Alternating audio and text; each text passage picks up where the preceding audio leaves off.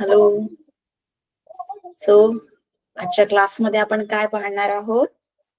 बरं, जे काही आपण मागच्या क्लासपर्यंत जे काही पाहिलं, काही कोणाला प्रश्न आहेत का? कोणी असल्यास मला तुम्ही सांगायचे. पण आता सध्या कोणी आहेत नाही, म्हणून मी एक रिकॅप करत आहे की आपण मागच्या क्लासमध्ये काय काय बघितलं. मला वाटतं पुस्तकामधून समजा आपण रिकॅप घेतलं तर तुमच्या लक्षात सुद्धा येईल की आपण काय बघितलं आणि आता आपण काय पाहणार आहोत. तर सुरुवात आपण करूया. कॅलरीमीटर पासून समजा बघितलं तर, कारण आपण मागच्या क्लासमध्ये कॅलरीमीटर मेजरमेंट ऑफ हीट बघितलं होतं. ठीक आहे. त्या अगोदर सुद्धा आपण काय बघितलं की नेमकं टेम्परेचर आणि हीट हे कसं मोजलं जातं आणि त्याचे काय काय मापक आहेत. पण या धड्यामध्ये शिकत आहोत ना की measurement and effect of heat. तर त्याबद्दल आपण त्याचा उदाहरण आणि त्याचे यंत्रणा कशी वापरली जातात आपण एक उदाहरण सुद्धा बघितलं की समजा आतमध्ये असलेला त्याचं तापमान वस्तूचं आणि बाहेरून आलेल्या वस्तूचं तापमान कसं वेगळं आणि त्यावर होणारे परिणाम किंवा त्याचा जो काही परिणाम होत आहे त्याबद्दल आपण मागच्या क्लासमध्ये बघितलं. तर आज आपण क्लासमध्ये काय पाहणार आहोत, तर ही जी वेगळी वेगळी जसं सॉलिड आहे, लिक्विड आहे, तर यांच्यावर होणारे परिणाम कशाचे? हीटमुळे होणारे परिणाम. तर आपण काय बघितलं? Effect of heat. तर बघा, पण याबद्दल मागच्या क्लासमध्ये एक संकल्पना घेतली होती छोटस की इफेक्ट ऑफ हीट काय आहे. तर आपण काय काय म्हटलं होतं, जसं जसं टेम्परेचर वाढत आहे किंवा हीटचा जो परिणाम होत आहे तो काय दिसत आहे? एकतर वस्तू एक्सपांड होत आहे, एक्सपान्शन और कॉन्ट्राडिक्शन. आणि एक्सपान्शन कॉन्ट्राडिक्शन आपण काय म्हटलं की एक्सपान्शन म्हणजे प्रसरण पावणे, आकार मोठा होणे, आणि कॉन्ट्राडिक्शन म्हणजे आकुंचन पावणे. मोठी वस्तू आहे ती आकुंचन पावत असते. तर हे कसं आपण ठरवलं होतं? आपण कसं ठरवतो की समजा हीट वाढत आहे किंवा टेम्परेचर वाढत आहे, टेम्परेचरवर निर्धारित असतं. आपण समजा एखाद्या वस्तूला जास्त टेम्परेचर दिला तर ती वस्तू जास्त एक्सपांड होणार. आणि आपल्या लेसन मध्ये या धड्यामध्ये आपल्याला सध्या तरी फक्त एक्सपान्शन बद्दल दिलेलं आहे. म्हणजे काय? तर फक्त प्रसरणाबद्दल दिलेलं आहे, आपण त्याबद्दल शिकत आहोत. तर इथे त्यामध्ये त्यांनी वेगळं वेगळं काय सांगितलं आहे, तर सॉलिड, लिक्विड आणि गॅस हे जे पदार्थाचे जे गुण आहेत, स्टेट सॉलिड, लिक्विड, गॅस, तर यावर होणारे परिणाम. जर सॉलिडवर काय परिणाम होत आहे, समजा आपण जास्त टेम्परेचर वाढवला, आणि लिक्विडवर काय परिणाम होत आहे आणि गॅसवर काय परिणाम होत आहे, त्याबद्दल यांनी इथे थोडं संक्षिप्त भाषेमध्ये सांगण्याचा प्रयत्न केला आहे. तर याबद्दल बघा, त्यांनी काय म्हटलं आहे? Expansion, when heat is given to any substance, its temperature increases and it expands. Its expansion depends on increasing temperature. बरोबर? Solid, liquid and gases all expands on receiving heat. म्हणजे जेवढं तुम्ही टेम्परेचर वाढवाल, समजा कमी टेम्परेचर दिलं तर expansion कमी होईल, पण थोडं अजून जास्त दिलं तर थोडं जास्त एक्सपांड होईल. तर म्हणून हे त्याला काय आहे? इन्व्हर्सली प्रोपोर्शनल आहे. म्हणजे हे कशावर निर्धारित आहे? किती टेम्परेचर तुम्ही देत आहात. तर त्याबद्दल सगळ्यात अगोदर त्यांनी लिनियर एक्सपान्शन कशामध्ये, त्यांनी आधी सॉलिड बद्दल बोलत आहेत. तर आता आपण सॉलिड बद्दल एक्सप्लेनेशन घेत आहोत की सॉलिडवर काय परिणाम होत आहे हीटमुळे. ठीक आहे. तर त्यांनी लिनियर एक्सपान्शन असं दिलं आहे. तर बघा, सॉलिड मध्ये बऱ्याच प्रकारचे आकार असतात. जसं पाण्याला आकार नसतं, ते एखाद्या बाउल मध्ये ठेवलं तर त्याला त्याचा आकार असतो. पण सॉलिड असं आहे की त्याला आकार असतं. चौकोन म्हणा, लांब म्हणा, सरळ, गोल आकार आहे, सड पातळ आहे, छोटा आकार आहे. तर आपण सांगू शकतो की हा, हे छोटा आहे, सॉलिड मध्ये होतं, म्हणून त्यांनी लिनियर हा शब्द वापरला. तर सॉलिड मध्ये त्यांनी एक आकार घेतलाय. तर काय म्हणत आहेत? हा आकार त्यांनी लांब, सरळ, जे काही तार आहे, रॉड आहे, जसं आपल्याला इथे एक्झाम्पल मध्ये त्यांनी रेल्वेचे रूळ दिले आहेत, तर त्याबद्दल ते बोलताना त्यांनी लिनियर एक्सपान्शन असं म्हटलं आहे. तर गॅसमध्ये सुद्धा एक्सपान्शन होत आहे. तर बघा, गॅसमध्ये त्याला आपण लांब गॅस गेली किंवा तिचा लांबी एवढी एवढी इंचीने वाढली, आपण असं नाही म्हणू शकत. म्हणून लिनियर एक्सपान्शन बद्दल सांगत असताना त्यांनी काय म्हटलं आहे की when length of a solid such as a wire or a rod increases, म्हणून त्याला लिनियर एक्सपान्शन ऑफ सॉलिड, ठीक आहे. तर ते लेंथ मध्ये वाढत आहे, म्हणून त्यांनी हा एक पहिला सगळ्यात अगोदर इक्वेशन ठेवलेला आहे. तर बघा, आपण मागच्या पण क्लासमध्ये बघितलं, पण परत एकदा आपण त्याला फॉर्म्युला कसा आलाय, का बरं आलाय हे समजून घेऊया, जेणेकरून आपण लक्षात ठेवणार. सेम आहे, एकदा तुम्हाला लिनियर एक्सपान्शन समजलं की तुम्हाला एरियल एक्सपान्शन हे सगळं सोपं जाणार, ठीक आहे. तर बघा, यामध्ये त्यांनी हा जो फॉर्म्युला ठेवला आहे, तर ह्यामध्ये काय म्हणत आहे, L1 इनिशियल लेंथ, म्हणजे आपण एखाद्या ताराला उष्णता देतो, टेम्परेचर आपण जसं वाढवत आहोत, तर यामध्ये बघा इनिशियल लेंथ म्हणजे त्याची काय दिली आहे, सुरुवातीला असलेली लांबी दिली आहे ही, आणि त्यामध्ये काय म्हटलं आहे, चेंज इन टेम्परेचर, तर आपण किती टेम्परेचर वाढवलं आहे हे आपल्याला माहिती आहे. पण यामध्ये महत्वाचं काय आहे, तर कोएफिशियंट ऑफ लिनियर एक्सपान्शन. तर हे का बरं दिलं आहे आपण हे समजून घेऊया. तर बघा, त्यांचं म्हणजे आपल्याला पण माहिती आहे की जसं प्रत्येक वस्तूचा स्वतःचा गुणधर्म असतं, तर हा गुणधर्म प्रत्येक वस्तूवर किती वाढणार, कसं वाढणार हे वेगळं वेगळं ठरवत असतं. आपल्याला पुस्तकामध्ये उदाहरणे दिली आहेत की सॉलिड मध्ये लोखंड, अल्युमिनियम ह्या सगळ्या वस्तूंचा वेगळा वेगळा स्वतःचा त्याला रिॲक्ट करण्याचा गुणधर्म आहे. तर जसं मी तुम्हाला उदाहरण दिलं की हा समजा लोखंडाची अंगठी आहे आणि ही अल्युमिनियमची अंगठी आहे, ठीक आहे, आणि हे सरळ असे लांब आहे, ठीक आहे. याला पकडा, हे की लांब यांचे सरळ रॉड मध्ये आहेत. तर आता मी या दोन्ही या रॉडला मी सारखा टेम्परेचर देत आहे, समजा पकडा मी 10 डिग्री टेम्परेचर मी वाढवत आहे यांचा, तर या दोघांमध्ये जो बदल राहील लांब होण्याचा हा वेगळा वेगळा राहील, ठीक आहे.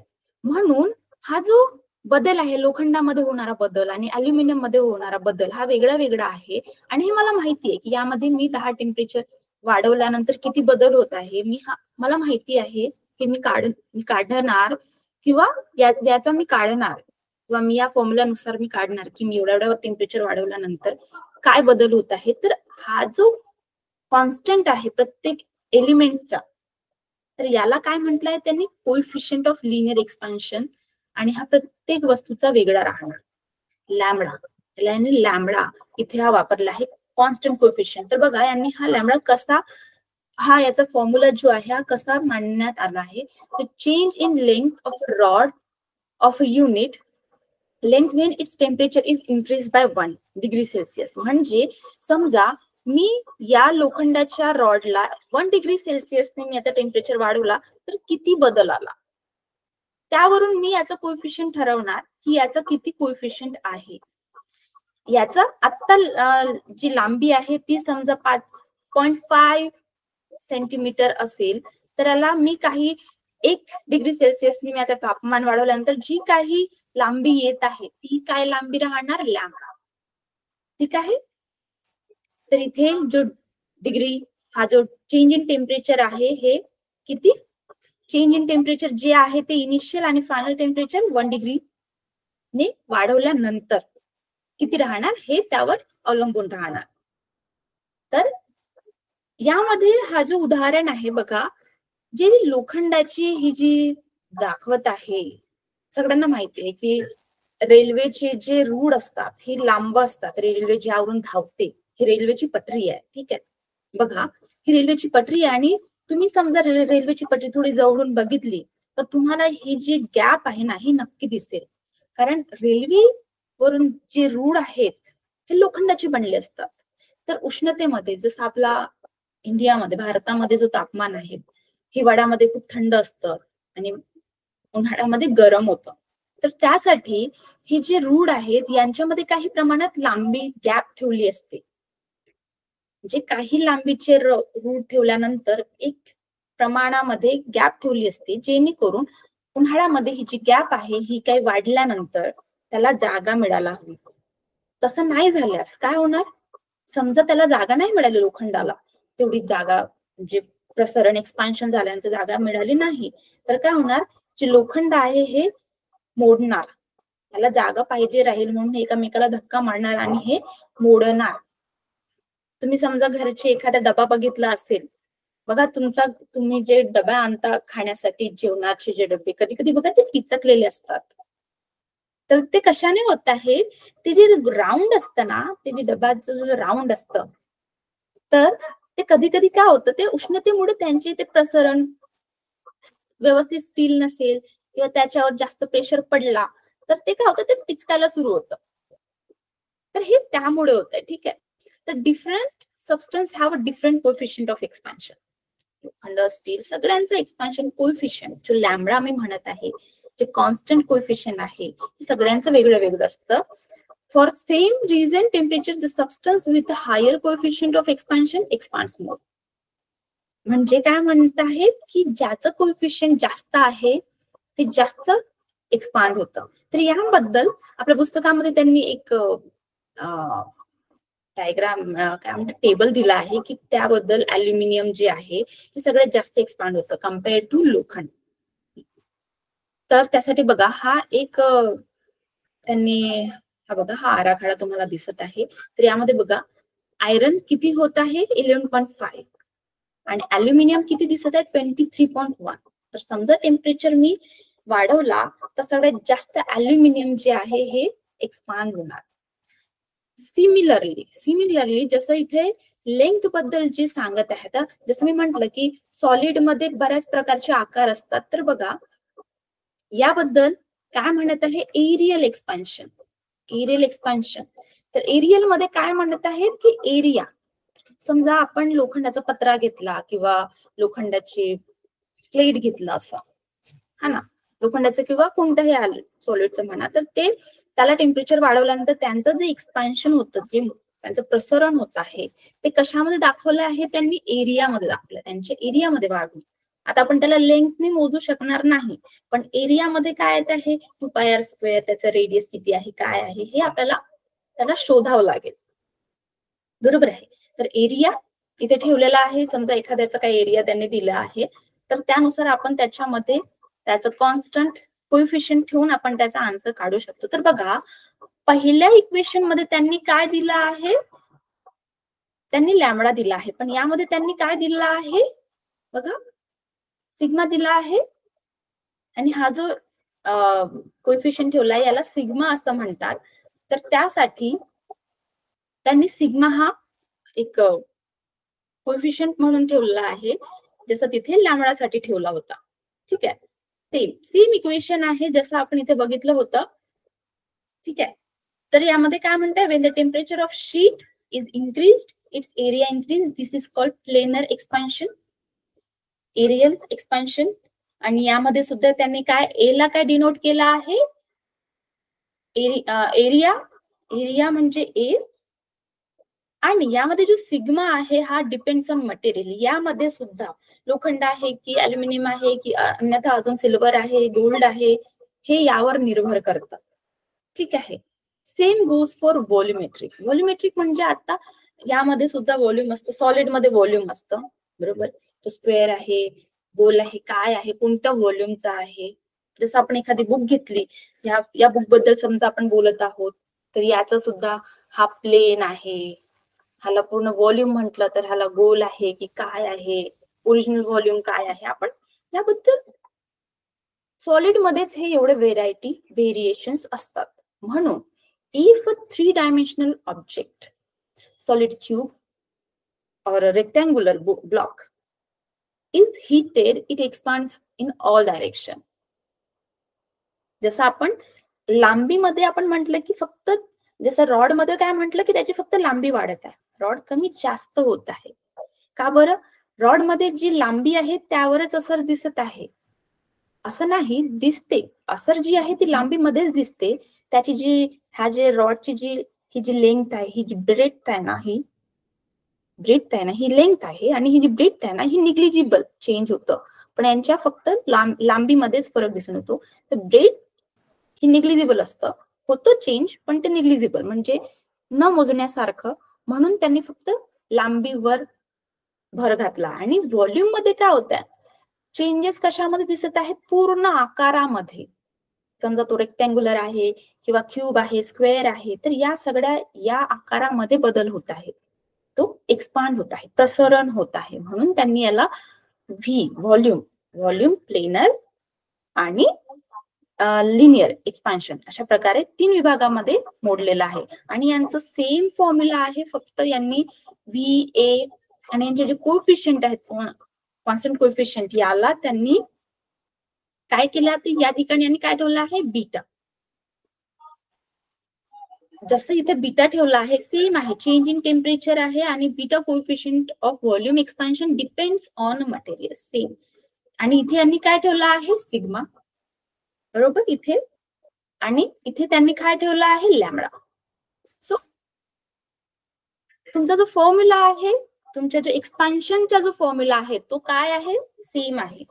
फक्त तुम्हाला लक्षात विचारात घ्यायचं आहे की लिनियर एक्सपान्शन आहे की प्लॅनर एक्सपान्शन आहे की व्हॉल्युमेट्रिक आहे. Otherwise the formula is the same. So in simple words तुम्हाला फक्त एवढं रिमाइंड करायचं आहे, तुमच्या स्वतःच्या डोक्यामध्ये एकदा असू द्या की लिनियर मध्ये काय होत आहे, only the length changes like a rod or wire. The area of sheet changes. समजा आपण एखादा स्क्वेअर घेतलं, लांब सडक घेतला आहे एरिया, तर त्यामध्ये एरिया चेंज होत आहे. आणि होल साइज व्हॉल्यूम, क्यूब आहे किंवा रेक्टँग्युलर काही वस्तू आहे, तर त्यांच्या एरियामध्ये चेंजेस होत आहेत. तर हे सेम आहे आपल्या पुस्तकामध्ये दिलेलं. तर मला तुम्हाला इथं पुस्तक पण दाखवावे लागेल की तुम्हाला लक्षात राहणार. बघा आपल्या पुस्तकामध्ये काय दिलं आहे, सेम आहे. तर यामध्ये त्यांनी काय म्हटलं आहे, similar to linear expansion the area of sheet of a solid material also increase on heating. This is called a areal expansion of solid. ठीक आहे, यामध्ये बघा त्यांनी सिग्मा दिलेला आहे. परत व्हॉल्युमेट्रिक एक्सपान्शन मध्ये काय म्हटलं आहे त्यांनी, 3 dimensional piece of solid expands on a sides when heated and its volume increases. This is called volumetric expansion. आणि यामध्ये त्यांनी कोएफिशियंट काय ठेवला आहे, बीटा. ठीक आहे, आणि सेम आहे यामध्ये, तुम्हाला फक्त व्हॉल्यूम, एरिया, लेंथ याकडे लक्ष ठेवायचं आहे. मग त्यांनी इथे काय म्हटलं, इथे उदाहरण देताना बघा, इथे जे रॉड दिसत आहेत रेल्वे चालण्यासाठी, इथे हे दाखवण्यात आले आहेत. यासारखंच हे रेल्वेच्या रुळासाठी म्हणत आहेत. परत त्यांनी म्हटलं आहे की एक डेन्मार्कचं जे ब्रिज आहे, डेन्मार्क एक ठिकाण आहे, देश आहे म्हणा, तर तिथे एक ब्रिज आहे आणि हे ब्रिज बांधलेलं आहे असं, ठीक आहे, आणि हे खूप लांब आहे. तर त्यामध्ये सुद्धा 4.7 मीटर इन समर, तर उन्हाळ्यामध्ये सुद्धा त्यांच्यामध्ये किती बदल होत आहे, किती लांब होत आहे, तो पूल 4.7 मीटर एवढा तो लांब होत आहे. का बरं, तर एक्सपान्शनमुळे. ठीक आहे, तर आतापर्यंत आपण सॉलिड बद्दल बघत होतो. आता आपण काय पाहणार, लिक्विड बद्दल, लिक्विड अँड गॅसेस बद्दल बोथ. तर बघा इथे सुद्धा त्यांनी सेम फॉर्म्युला वापरलेला आहे. आणि यांनी व्ही, जसं तुम्हाला माहिती आहे की जे लिक्विड आहे याला स्वतःचा आकार असं नाही. तुम्ही त्याला बॉटलमध्ये घाला, त्याला त्याचा आकार येणार, त्याला ग्लासमध्ये ठेवा, त्याला त्याचा आकार येणार. म्हणून यामध्ये त्याची लेंथ येणार नाही किंवा त्याचा एरिया येणार नाही. यामध्ये त्याचा व्हॉल्यूम म्हणजे काय, तर त्याच्यामध्ये किती मास आहे आणि त्याचा किती एरिया त्यांनी कव्हर केला आहे, तर यावर अवलंबून आहे. म्हणून त्यांनी फक्त इथे बघा, व्हॉल्यूमला त्यांनी लेंथ न घेता, काहीही न घेता, त्यांनी फक्त व्हॉल्यूम हा वापरलेला आहे एक्सपान्शन ऑफ लिक्विड्स मध्ये. तर यामध्ये काय म्हणत आहे, a liquid does not have a definite shape but it has a definite volume. बरोबर, आणि त्याचं वजन पण असतं. कशाला, लिक्विडला. त्याचं जे व्हॉल्यूम आहे, त्याचं स्वतःचं वजन आहे, हे स्वतःचं असतं. तर त्याला काय नसतं, शेप नसतं. So we can define volumetric expansion coefficient for liquid as a follow. आपण याच्यामध्ये जसं बघितलं बीटा, तर त्यासारखं सॉलिड मध्ये जसं बघितलं तसं कशामध्ये आहे, लिक्विड मध्ये सुद्धा आहे. तर हे काय म्हणत आहे, beta is the volumetric expansion of coefficient. So हे सेम याच्यासाठी आहे. तर हे कशावर अवलंबून आहे? Bigger temperature bigger volume. समजा तुम्ही जास्त टेम्परेचर दिला लिक्विडला, तर आणि हे कसं तुम्ही स्वतः पण बघितलं असेल की बघा, समजा आपण एखादा आपण भात मांडत असतो चुलीवर, आपण गॅसवर भात ठेवतो त्यावेळेस बघा, त्याच्यामध्ये जे टेम्परेचर वाढण्या अगोदर भात जसाचा तसा, आणि समजा टेम्परेचर त्याचं वाढत आहे, भात शिजत आला की बघा प्लेट जी आहे ती आपोआप खाली जाते. तर यामध्ये काय होत आहे की पाण्याला उकड्या येत आहेत आणि त्याचा जो व्हॉल्यूम आहे तो वाढत आहे थोडासा त्याच्याने, आणि मग त्याच्यावरती भाप बनत आहे आणि त्या भापेमुळे प्लेट खाली जात आहे आणि एक्सपान्शन होण्याचा जो प्रक्रिया आहे, भात जे आहे ते समजा त्याला जागा मिळत आहे तर ती खाली सुद्धा येण्याचा प्रयत्न करत असतं, बरोबर. तर हे सेम आहे, आपण यामध्ये जे बघितलं, जसं आपण याच्यामध्ये जे लिक्विड्स मध्ये बघत आहोत बघा, तुम्हाला एक एक्झाम्पल म्हणून जे आता मी जे सांगितलं की पाणी कसं खाली जात आहे, तर बघा यामध्ये इथे जे तुम्हाला दिसत आहे हे जे 3 आहेत बघा, यामध्ये हा जो 70 डिग्री टेम्परेचर आहे, याला टेम्परेचर वाढला आहे, पण किती प्रमाणात वाढला आहे, ज्यामुळे ते काही बाहेर येत नाही आहे. पण जसं जसं टेम्परेचर वाढत आहे तसं तसं त्याला उकड्या येऊन ते वर जात आहे. मग त्याचं एवढा टेम्परेचर वाढला आहे की ते त्या झाकणाला सोडून बाहेर निघण्याचा प्रयत्न करत आहे. Liquid don't have fixed shape but they do have a fixed volume. When a liquid is heated, its volume usually increases. Same goes with this formula. Beta is the constant coefficient. Okay. तर त्यानंतर आहे expansion of gases. Gases expands a lot on heating. What happens depends on whether the gas can change its volume or not. तर यामध्ये सुद्धा volume त्यांनी ठेवलेला आहे. का बरं? आणि यांनी का बरं म्हटलं आहे की depends on whether the gas change it's volume or not.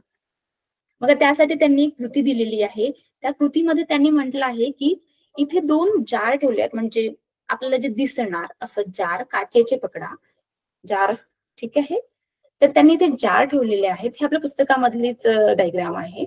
तर आता याला त्यांनी हा जो फिक्स्ड झाकण बंद ठेवला आहे आणि एकाचा जो झाकण आहे हा खुला ठेवला, म्हणजे थोडस त्याला बाहेर निघेल किंवा आती जाती येणारी जाणारी हवा असं म्हणा, हे ठेवलेले आहे. ठीक आहे, म्हणून त्यांनी मुव्हेबल पिस्टन असं म्हटलंय, झाकण ठेवलं आहे. ठीक आहे.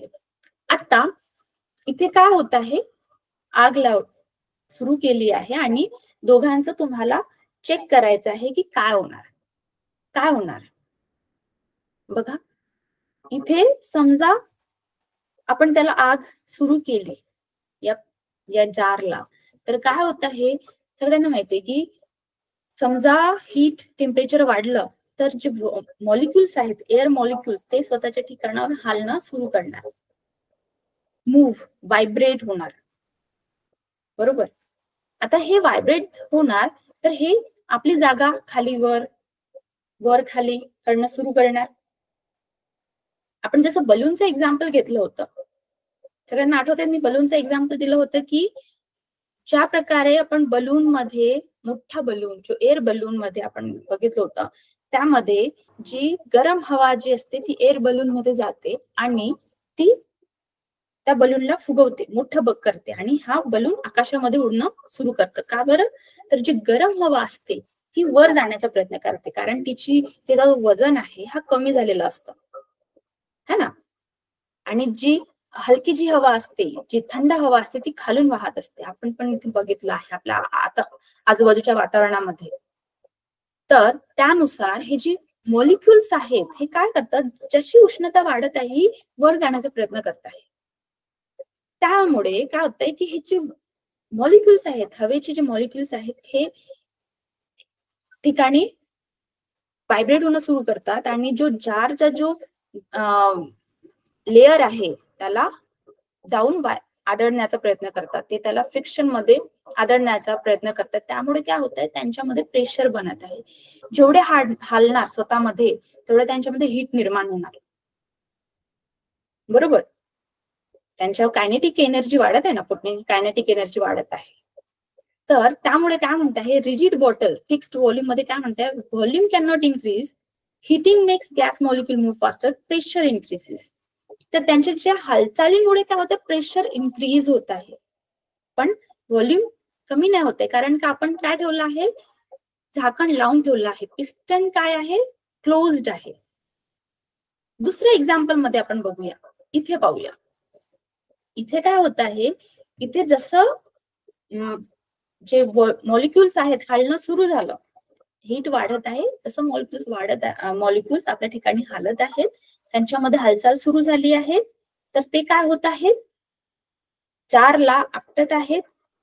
त्यासारखंच ते हालणं सुरू झाल्यानंतर ते वर जाण्याचा प्रयत्न करत आहेत.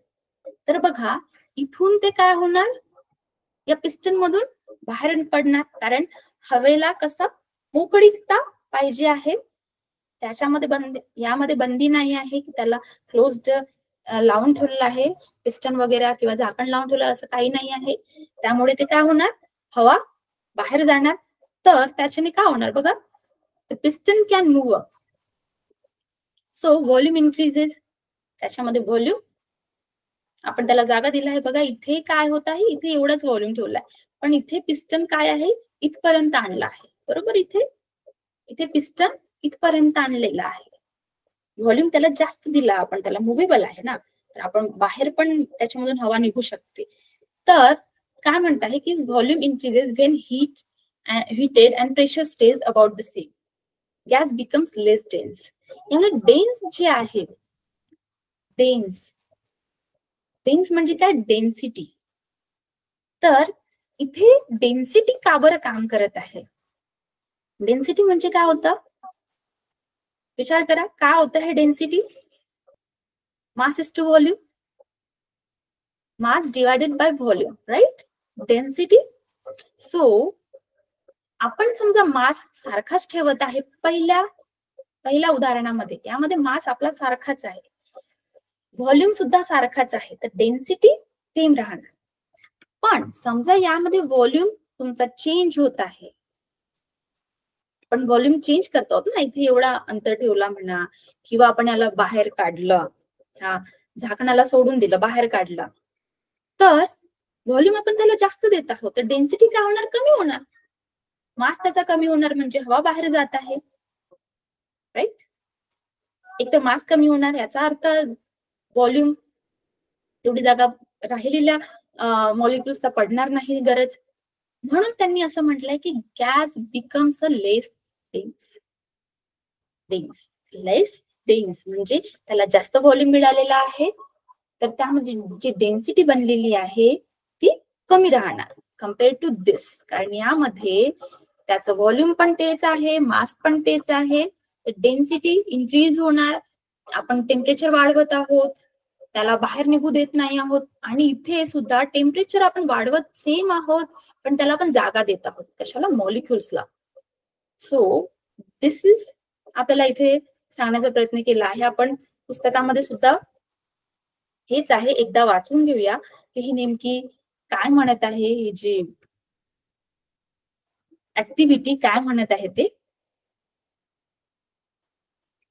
तर बघा, expansion of gas, a gas does not even have a fixed volume, त्याला सुद्धा व्हॉल्यूम नाहीये, जसं पाण्याला सुद्धा व्हॉल्यूम आपल्याला काही माहिती नाही, त्याला शेप नाही आहे, जसं पाण्याला शेप नाही आहे, त्याचा व्हॉल्यूम आपल्याला माहिती आहे, पण इथे काय व्हॉल्यूम इथं आहे नाही, शेप तर अजिबात नाही आहे, तर व्हॉल्यूम सुद्धा हवेला आहे नाही. म्हणून gas expands on heating, but if the gas kept in a closed box, its volume cannot increase but its pressure increases. काय म्हटलं त्यांनी, की समजा आपण एखाद्या बॉक्सला क्लोज ठेवला आहे, तर त्याचं काय, त्याचं जे प्रेशर आहे तो इन्क्रीज होणार, ठीक आहे. तर यामध्ये त्यांनी हा जो बघा, ही सेम आपण याबद्दलच बघत होतो, तर याबद्दल आपण बघत होतो, using formula density mass is to volume, बरोबर. Explain what will be the effect of heat on the gas kept in a closed bottle. तर त्यामध्ये असं म्हटलं आहे की if the bottle is not close but have movable piston attach to its open end, see the figure, what will be the effect of heating. तर काय होणार effect, त्याला जो व्हॉल्यूम आहे तो मोठा होणार आणि डेन्सिटी कमी होणार. आपण समजा बॉटलचं झाकण जे त्याला ओपन करण्यासाठी ठेवलं आहे तर त्याला व्हॉल्यूम जास्त मिळत आहे, तर त्यामुळे डेन्सिटी काय होणार, कमी होणार. Therefore, the expansion of gas is measured by keeping its pressure constant. तर यामध्ये प्रेशर कॉन्स्टंट म्हणजे this volumetric expansion coefficient is called as a.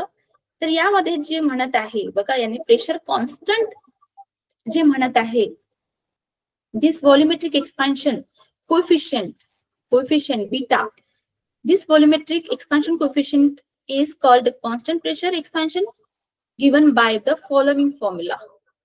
तर बघा यामध्ये जो कॉन्स्टंट कोएफिशिएंट आहे त्यामध्ये पण त्याने म्हटलं प्रत्येक गॅस वेगळ्या वेगळ्या प्रकारे रिॲक्ट करत आहे, म्हणून प्रत्येक गॅसचा जो रिॲक्ट करण्याचा तरीका आहे किंवा ज्या प्रकारे किती प्रमाणात ते एक्सपांड होणार, त्यासारखंच जसं सॉलिड मध्ये होत होतं, लिक्विड मध्ये होत होतं, त्यासारखंच गॅस मध्ये सुद्धा होत आहे.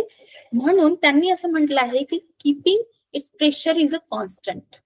तर बघा हा जो कॉन्स्टंट प्रेशर म्हणत आहे, तर इथे हा जो गॅस आणि कोएफिशिएंट हे जे कॉन्स्टंट ठेवले आहे बीटा कॉन्स्टंट, तर बघा हायड्रोजनचा जो कॉन्स्टंट आहे 3.6 आहे आणि नायट्रोजन म्हणा किंवा हेलियम म्हणा, सल्फर डायऑक्साईड, जेवढे काही गॅसेस आहेत त्यांच्यामध्ये थोडाफार निग्लिजिबल चेंजेस आहेत. जसं आपण म्हटलं होतं की सॉलिड मध्ये बघा 23.1, 11.5, तर हा जो बदल आहे हा गॅसेस मध्ये थोडासा कमी पाहायला मिळतं. का बरं? कारण गॅस सहसा सारखंच काम करत आहे, पण त्यांचे जे कोएफिशिएंट्स आहेत हे थोडे थोडे बदल आहेत त्यांच्यामध्ये. ठीक आहे, तर हे जे बदल आहेत इथे आपल्याला दिलेले आहेत, म्हणून आपण इथे हा जो फॉर्म्युला आहे हा सेम आहे आणि याचा जो कॉन्स्टंट आहे बीटा हा चेंजेबल आहे. Change in temperature and volume is the initial and final volumes, and beta is the constant pressure of expansion coefficient of gas. The density of gas decreases on heating. Which of the picture in figure makes use of this? The density of gas decreases on heating. त्यामध्ये प्रश्न विचारला आहे की त्या दोन जार मध्ये दिलेल्या diagram पैकी कोणत्या जारचा डेन्सिटी कमी होणार? The density of gas decreases on heating. तर तुम्ही काय म्हणणार, कोणत्या जारची डेन्सिटी कमी होत आहे हिटिंग दिल्यानंतर? मुव्हेबल पिस्टन वालेची, कारण यामध्ये त्याला व्हॉल्यूम जास्त मिळत आहे. परत एक प्रश्न आहे बघा, तुमच्या पुस्तकामध्ये एक मजेशीर प्रश्न आहे. तर इथे त्यांनी लिक्विड बद्दल त्यांनी दिलेला आहे एक प्रश्न आहे. तर बघा,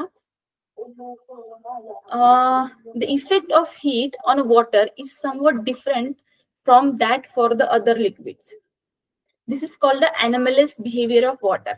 We are going to learn to about in higher standards. याबद्दल तुम्ही समोरच्या क्लासेस मध्ये शिकणार असं त्यांनी म्हटलं आहे. पण त्यांनी लिक्विड मध्ये इथे बरेच त्यांनी उदाहरणं दिली आहेत. बघा, त्यांनी लिक्विड मध्ये काय काय दिलं आहे, अल्कोहोल दिला आहे, वॉटर दिला आहे, मर्क्युरी दिला आहे, क्लोरोफॉर्म दिला आहे. तर यामध्ये आपल्याला काय काय माहिती आहे? अल्कोहोल माहिती आहे, वॉटर माहिती आहे, जे आपण पाहिले आहेत किंवा ऐकले आहेत कुठून तरी, है ना. तर यामध्ये बघा यांचे जे कोएफिशिएंट्स आहेत वेगळे वेगळे आहेत, बरोबर. पण त्यांनी स्पेशली फक्त वॉटर बद्दल तुम्हाला हा प्रश्न ठेवलेला आहे की काय होत आहे, effect if heat on water is somewhat different from that for other liquids. आणि anomalous behavior of water बद्दल बोलले आहे. तर हा जो anomalous behavior आहे हे वॉटर मध्ये कुठे दिसून येतं? तर तुम्हाला सांगते, आपण अशा प्रदेशामध्ये राहतो जिथे आपल्याकडे बर्फ पडत नाही, बरोबर. पण तुम्ही ऐकलं असेल की बर्फ पडते आणि ज्या नद्या असतात ह्या गोठलेल्या असतात. नद्या म्हणा किंवा तलाव म्हणा हे गोठलेले असतात. पण तुम्हाला माहितीये आपण जसं म्हटलं की पाणी एक्सपांड होत आहे कितीतरी प्रमाणामध्ये किंवा काही त्याचं कोएफिशियंट दिलं आहे ते एक्सपांड होत आहे. कशामुळे? आपण त्याचं टेम्परेचर हीट वाढवल्यामुळे. पण आहे की ज्यावेळेस बर्फ असतं ना 0 डिग्री सेल्सिअस पाण्याचाच फॉर्म आहे है ना, बर्फ पाण्याचा फॉर्म आहे. तर हा ज्यावेळेस 0 डिग्री सेल्सिअस असतं त्याला आपण समजा हीट वाढवली, ठीक आहे, 0 degree Celsius to 4 degree Celsius पर्यंतची आपण हीट वाढवली, फक्त 0 टू 4 डिग्री सेल्सिअस, तर काय होत आहे, जो बर्फ आहे हा आकुंचन होत आहे, याच्यामध्ये एक्सपान्शन नाही होत आहे, प्रसरण नाही होत आहे. काय होत आहे यामध्ये? कॉन्ट्रडिक्शन होत आहे, म्हणजे ते आकुंचन पावत आहे. तर का बरं? तर बघा, ज्यावेळेस बर्फ जे पाणी आहे हे बर्फामध्ये बनत असतं, ज्यावेळेस बनत असतं ना बर्फामध्ये पाणी बनत असतं, त्यावेळेस तुझं पाणी असतं हे एकामेकाला असं पकडून ठेवताना फक्त अशा प्रकारे पकडून ठेवलेले असतात, म्हणजे त्याला व्यवस्थित पकडून ठेवलेले नसतात 0 डिग्री सेल्सिअस वर, ठीक आहे. पण समजा आपण याचं टेम्परेचर वाढवत आहोत, हे हे लूजली पकडून ठेवले असतात, पण समजा आपण त्याचं टेम्परेचर वाढवत आहोत आता या 0 डिग्री सेल्सिअसचा, तर काय होत आहे की आता हे टेम्परेचर वाढल्यामुळे हे जे मॉलिक्युल्स आहेत हे थोडे सैल होत आहेत आणि हे अगदी व्यवस्थित त्याला टेम्परेचर वाढल्यामुळे माहित आहे ना बर्फ कसं पिघळतं त्यासारखं हे सैल होतात आणि हे त्यांना व्यवस्थित जागा मिळते आणि हे परत एकदा घट्ट पकडतात एकमेकाला.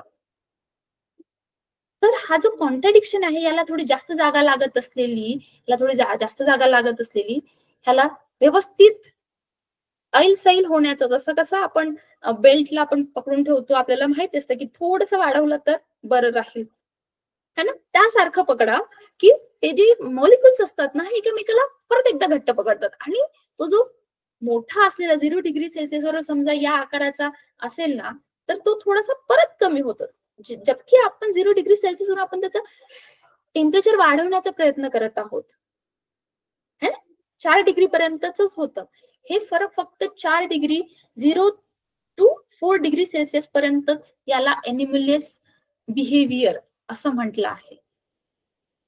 आफ्टर 4 डिग्री सेल्सिअस ते नॉर्मल बिहेव करणार की त्यामध्ये जे मॉलिक्युल्स आहेत हे दूर जाण्याचा प्रयत्न करणार, एक्सपांड होण्याचा प्रयत्न करणार, एक्सपान्शन आपल्याला दिसून येणार. पण कितीपर्यंत? 0 टू 4 डिग्री सेल्सिअस ते एकमेकाला घट्ट पकडून बसणार. म्हणून हा जो फक्त वॉटर बद्दल त्यांनी जो उदाहरण दिलेलं आहे हे पाण्यामध्येच दिसून येतं. म्हणून त्यांनी हा प्रश्न तुम्हाला इथे विचारलेला आहे की use expansion of liquids in daily life, do you know? तर यामध्ये तुमच्या आयुष्यात असलेले काही उदाहरण असतील, लिक्विड एक्सपांड होत आहे तर मला सांगा, ठीक आहे, नेक्स्ट क्लासमध्ये मला सांगा.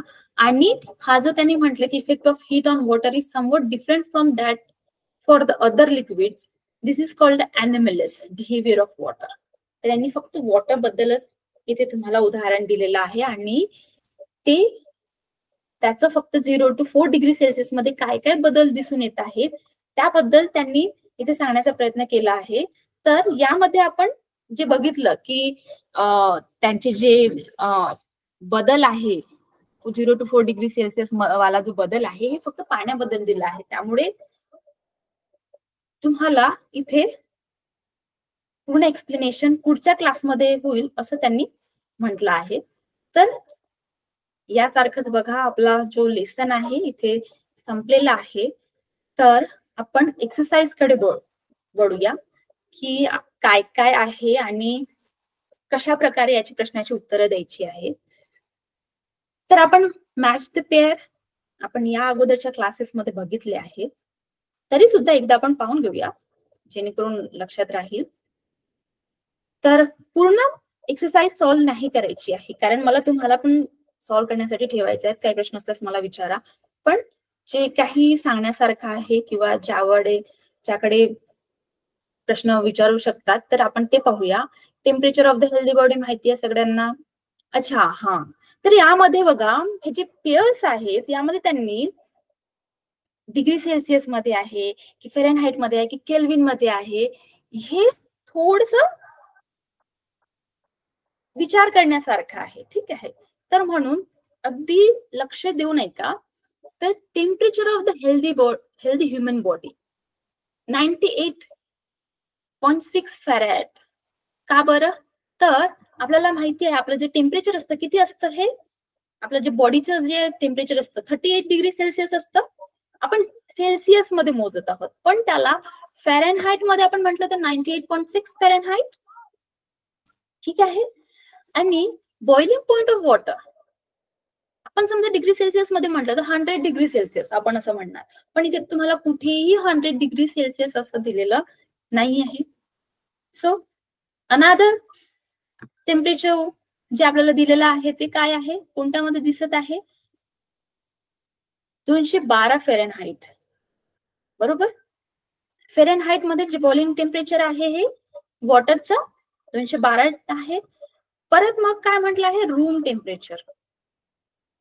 रूम टेम्परेचर तर आपण समजा आपल्या रूम टेम्परेचर सेल्सिअस मध्ये म्हटलं तर 35 समथिंग 25-35 तर आपल्या एरियामध्ये आपण उष्ण भागामध्ये महाराष्ट्रामध्ये 25-30 max.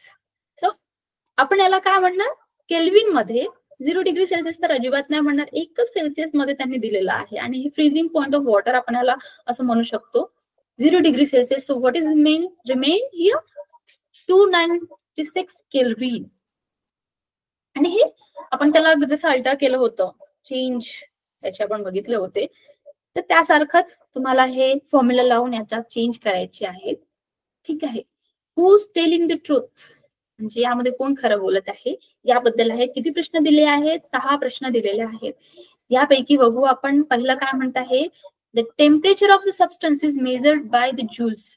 No, temperature of substance joules मध्ये नसतं.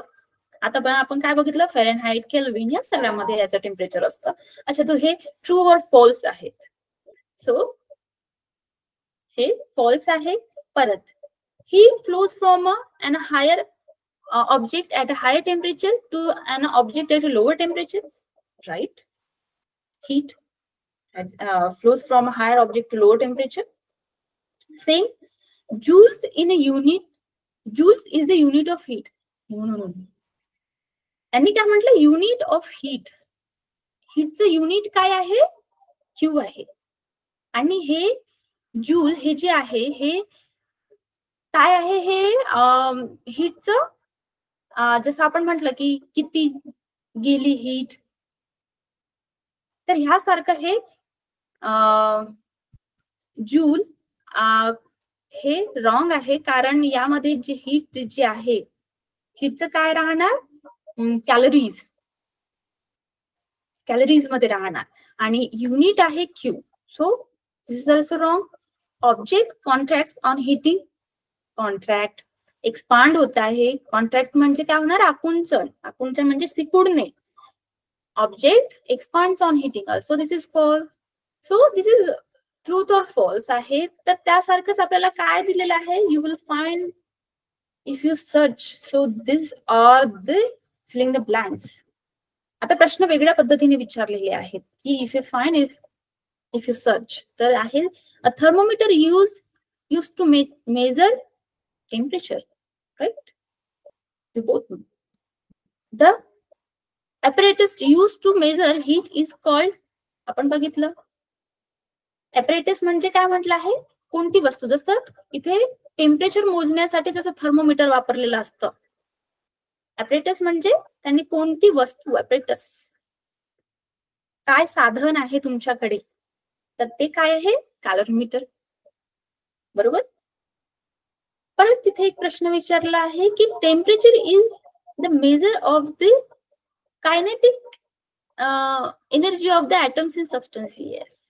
तर हे आपल्याला कुठे मिळेल? टेम्परेचर वर्सेस एनर्जी मध्ये जे आपण बघितलं त्यामध्ये मिळेल. की टेम्परेचरला मोजत असताना आपण काय म्हटलं होतं की एका मॉलिक्युल्स वरून सुद्धा आपण त्या सबस्टन्सचं आपण टेम्परेचर मोजू शकतो. जसं आपण म्हटलं की एका कपामध्ये किती टेम्परेचर आणि एका बादलीमध्ये किती टेम्परेचर आहे, हे दोघांचं सारखं असेल तर आपण सारखंच म्हणणार. म्हणून इथे त्यांनी काय म्हटलं आहे की temperature is the measure of the average kinetic energy of the atoms in a substance. Average kinetic energy म्हणजे एका ऍटम वरून सुद्धा, एका ऍटमच्या हालचालीवरून, त्याच्या कायनेटिक एनर्जीवरून सुद्धा आपण टेम्परेचर शोधू शकतो. Unlike heat. हीट मध्ये काय असतं, तुमचं ऍव्हरेज, तुमच्या एका ऍटमची जी हालचाल आहे ती सुद्धा महत्वाची असते, त्यामध्ये आपण टेम्परेचर काढत आहोत. त्यासारखं किती ऍटम त्यामध्ये अवेलेबल आहेत, किती कायनेटिक एनर्जी ते क्रिएट करत आहेत, म्हणून त्यामध्ये हीट, त्यामध्ये प्लस असतं की हीट मध्ये काय काय गरज असतं, किती मॉलिक्युल्स आहेत आणि त्यांचं किती प्रमाणामध्ये ते कायनेटिक एनर्जी प्रोड्यूस करत आहेत. तर इथे काय येणार, ऍव्हरेज कायनेटिक एनर्जी. परत इथे काय आहे, the heat contain in a substance is the measure of the total kinetic. आता मी जे बोलले ते हे इथेच आहे, इथेच उत्तर आहे. तर इथे काय येणार, टोटल कायनेटिक एनर्जी. का बरं, कारण एका बादलीमध्ये किती प्रमाणे, किती वेगाने मॉलिक्युल्स हालत आहेत, किती कायनेटिक एनर्जी प्रोड्यूस करतायत, तर हे कशावर अवलंबून आहे, टोटल कायनेटिक एनर्जीवर अवलंबून आहे. So this are this very simple. त्यापेक्षा आपण न्यूमरिकल्स कडे वळूया का? परत एकदा हे पाहून घेऊया काय आहेत. निशिगंधा kept a vessel containing all the ingredients for making tea in a solar cooker. Shivani kept a similar vessel on a stove. Whose tea will ready first and why? Write a brief answer. So, तर यामध्ये असं म्हणत आहेत की समजा आपण चहा बनवत आहोत, चहा सगळे सामान टाकलेत, पाणी टाकलंय, दूध टाकलंय, चहापत्ती, इलायची वगैरे सगळे घातलं आहे, दोन्ही मध्ये सारखंच आहे. निशिगंधाने ठेवला आहे सोलर कुकरवर. सोलर कुकर मध्ये, सोलर कुकर माहितीये तुम्हाला, जे सोलर पॅनल दिसत आहेत त्यासारखं एक सोलर कुकर येतं. त्याचं म्हणजे तुम्ही 4th किंवा 5th स्टँडर्ड मध्ये सुद्धा बघितलं असेल की ते कळीबंद असं एक डब्बा असतं आणि त्याला काच लागलेला असतं आणि सूर्याची जी किरणं असतात ती यावर पडलेली असतात आणि त्या काचावर, आणि ते जे किरण असतात त्या काचावर एकत्रित होतात. जसं म्हणजे त्या पूर्ण काचावर पडणारी जी सूर्यकिरणे असतात ना, ती एका ठिकाणी केंद्रित होतात. कुठे, त्या गंजामध्ये. त्याच्याने सुद्धा ते अन्न शिजत असतं. तर ते आहे सोलर कुकर. आणि एक म्हणत आहे स्टोव्हवर, म्हणजे आपल्या चुलीवर किंवा गॅसवर.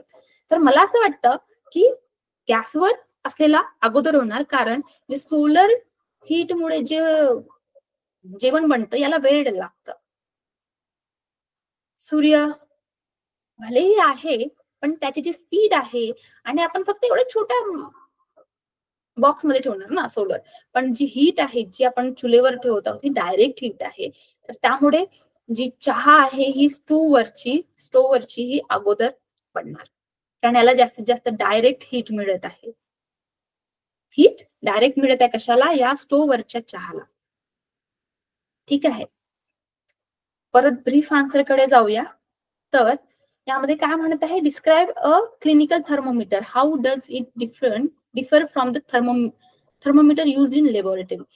क्लिनिकल थर्मोमीटर जे आपण बघितलं होतं ना, जे आपण स्वतःची बॉडी टेम्परेचर बघतो त्यामध्ये. तर डिस्क्राइब अ क्लिनिकल थर्मोमीटर म्हणजे तुम्ही काय म्हणणार की जे क्लिनिकल थर्मोमीटरचा जो लेवल आहे टेम्परेचर मोजण्याचा, किती आहे, 35 to 42 degree Celsius Fahrenheit.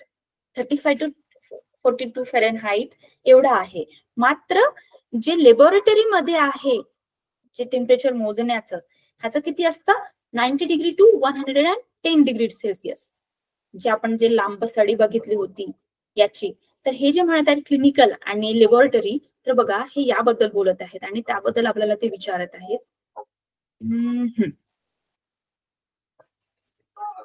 Clinical thermometer, तर हे सुद्धा वापरलं जातं, पण हे डिजिटल थर्मोमीटर आपण हे पकडूया, आणि हे आहे जे लॅबोरेटरी मध्ये वापरलं जातं. तर यामध्ये काय बदल आहे, तर इथे तुम्हाला दिलं आहे 35 to 40 डिग्री सेल्सिअस असं तुम्ही म्हणू शकता. आणि जे याचं जे टेम्परेचर आहे हे किती आहे, 40 degree Celsius to 110 degree Celsius, हे लॅबोरेटरी थर्मोमीटरचं आहे, तुम्ही असं म्हणू शकता. ठीक आहे. What is the difference between heat and temperature, what are the units? जसं मी तुम्हाला याच्यामध्ये सांगितलं आहे, या फिलिंग द ब्लँक्स मध्ये मी आता या थोड्या वेळा अगोदरच मी एक्सप्लेन केलं आहे. तर आपलं जो पुढचं लेसन आहे सुरू होणार आहे, आपण पुढच्या क्लासमध्ये आपण सुरू करणार. तर एक सॉल्व एक्झाम्पल आपण 2 मिनिटांमध्ये पटसे पाहूया. What must be the temperature in Fahrenheit so that it will twice its value. तर बघा यामध्ये काय म्हणत आहे की तुमचा जो टेम्परेचर आहे फेरेनहाइट, हा जो टेम्परेचर आहे हा ट्वाइस आहे कशाचा? सेल्सिअसचा. म्हणजे इथे म्हणत आहे की व्हॉट मस्ट बी, असं कोणतं असं टेम्परेचर राहणार ज्यामध्ये तुमचा जो फॅरेनहाइटचा जो टेम्परेचर आहे हा डबल राहणार. तर क्विक मध्ये आपण पाहूया. तसं आपल्याला गिवन मध्ये सुद्धा एक उदाहरण दिलेलं आहे बघा, आपल्याला पुस्तकामध्ये सॉल्व एक्झाम्पल सुद्धा दिलेलं आहे, सेम त्यासारखंच आहे. तर हा तुम्ही समजा बघितला तर यामध्ये बघा हा सेल्सिअस बद्दल म्हणत आहे, काय म्हणत आहे, यांची ट्वाइस आहे बरोबर, यांची ट्वाइस टेम्परेचर आहे म्हणत आहे. तर यामध्ये relation between Fahrenheit and Celsius आपल्याला जो फॉर्म्युला दिलेला आहे त्यामध्ये F-32 हा कोणत्या बाजूला असतो? या बाजूला असतो. पण यामध्ये आपण याला या बाजूला घेतला आहे आणि F-32, तर इकडे जो मायनस होता, इथे जो -32 होता हा या बाजूला आल्यानंतर काय झाला? हा प्लस झाला आहे बरोबर. Find the temperature in Fahrenheit such that it's twice its value in Celsius. So यामध्ये आता the temperature in Fahrenheit it's twice temperature, म्हणून काय झालं आहे F equals to 20, F equals to 2C बरोबर. तर आता हे जे F equals to 2C आहे हे आपण फॉर्म्युलामध्ये ठेवलं आहे. कोणत्या फॉर्म्युलामध्ये? आपण हा जो फॉर्म्युला म्हटला होता यामध्ये आपण इथे ठेवण्याचा प्रयत्न केला आहे 2C. ठीक आहे. तर आता आपण याला सॉल्व करणार. जसं आपण म्हटलं की F2 ला आपण इथे ठेवल्यानंतर जसं काय होत आहे 2C आणि सॉल्व C4. आपल्याला सेल्सिअस मध्ये पाहिजे आहे, जो आन्सर आहे हा सेल्सिअस मध्ये पाहिजे आहे. तर बघा त्यांनी काय केलं आहे, हा जो C आहे हे दोन्ही C एका बाजूला आणले आहेत कारण आपल्याला सेल्सिअस मध्ये पाहिजे आन्सर. रिझन आपण का बरं त्याला फेरेनहाइटला सेल्सिअस मध्ये आणलं आहे, कारण आपल्याला सेल्सिअस मध्ये आन्सर पाहिजे आहे आणि आपल्याला ते गिव्हन काय दिलं आहे की ते ट्वाइस आहे. That's why we kept it in the left side. So after this तुम्हाला याला सॉल्व करण्यासाठी आपण काय केलं आहे 2C - 9C इथे ठेवलेला आहे बघा, त्याला मल्टिप्लाय केला आहे आणि इथे काय आहे आन्सर इक्वल्स 32. परत याला C ला काय केलं आहे त्यांनी वन साइड ठेवलेला आहे. आता हे जे C आहे त्याला सॉल्व करण्यासाठी त्यांनी 5 ला इकडे कुठे मल्टिप्लाय मध्ये आणला आहे बरोबर, इथे मल्टिप्लाय मध्ये घेतला आहे. आता हा जो 1 डिग्री सेल्सिअस आला आहे, हा जो आन्सर आहे याला त्यांनी काय आपल्याला म्हटलं आहे की F equals to 2C. So त्याला 2 इथे जी C व्हॅल्यू आहे येथे याला पुट केला आहे 1 डिग्री सेल्सिअस 160 multiplied by 2.